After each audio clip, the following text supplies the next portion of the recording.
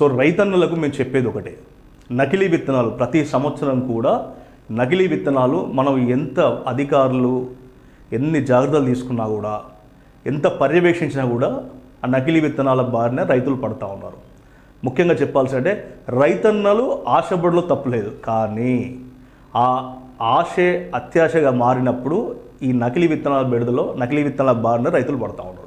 ఎలా అంటే ఇప్పుడు మన కొంతమంది బ్రాండెడ్ కంపెనీ ఏ కంపెనీ అయితే ఉందో గతంలో మీరు దానికి సంబంధించిన పంట పండించినప్పుడు ఆ దిగుబడి ఎంత వచ్చింది, ఆ తర్వాత ఆ విత్తనాలు ఎవరెవరు వాడిన క్రమంలో మరి ఎలాంటి ఇబ్బందులు తలెత్తినాయని కనుక మీరు చూసినట్టయితే మాత్రం ఖచ్చితంగా ఇబ్బందులు రావు. కానీ మీరు కొత్త కంపెనీలను ఆ యొక్క ప్రమోటర్స్ చెప్పే ఆ మాటలు విని ఆశకు పోతే వాళ్ళకు వచ్చేది 500, ఒక ప్యాకెట్ మీద వచ్చేది 500, 200, 100 రూపాయలు లాభం వస్తే కావచ్చు. కానీ మీరు ఆ కాలం మొత్తం కూడా పంట పండించేంత వరకు దాన్ని చిన్నపిల్లాన్ని సాగినట్టుగా పంట చేతికి వచ్చేవారు కూడా సాగాలి.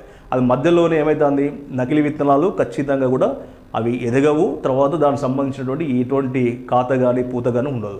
సో ఇది గుర్తించేసరికి ఏమవుతుంది, ఆలస్యం అయిపోతుంది. ఒకరిని చూసి మరొకరు ఇట్లా రైతన్నులందరూ కూడా మోసపోతారు. అప్పటికి ఏమవుతుంది, ఆ కంపెనీ ప్రతిదానికి ఒక కంపెనీ పేరు ఉంటుంది, కానీ ఇచ్చేవారు వాళ్ళు బాధ్యత వహించరు. ఆ కంపెనీ ఎక్కడో ఉంటుంది, కానీ ఆ కంపెనీకి సంబంధించిన వ్యక్తులు ఇక్కడ ప్రమోషన్ చేస్తారు.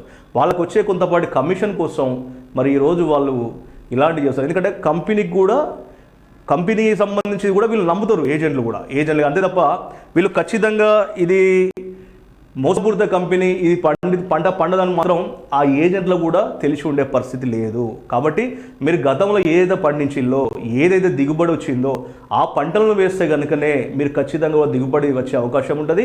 తర్వాత మీరు మోసపోకుండా, ఎందుకంటే అనేక సంవత్సరాలుగా ఆ యొక్క విత్తనాలను మీరు మరి వాడుతున్నారు కాబట్టి ఖచ్చితంగా మీ యొక్క భూమి ఎలాంటిది, తర్వాత ఆ భూమిలో ఎలాంటి విత్తనాలు ఎలాంటి జాగ్రత్తలు తీసుకోవాలని అధికారులను, తర్వాత మీరు ఇరుగుపొరుగు రైతులను కనుక ఆలోచిస్తే మాత్రం ఖచ్చితంగా కూడా నకిలీ విత్తనాల బారిన పడే అవకాశం రైతన్నలకు లేదు.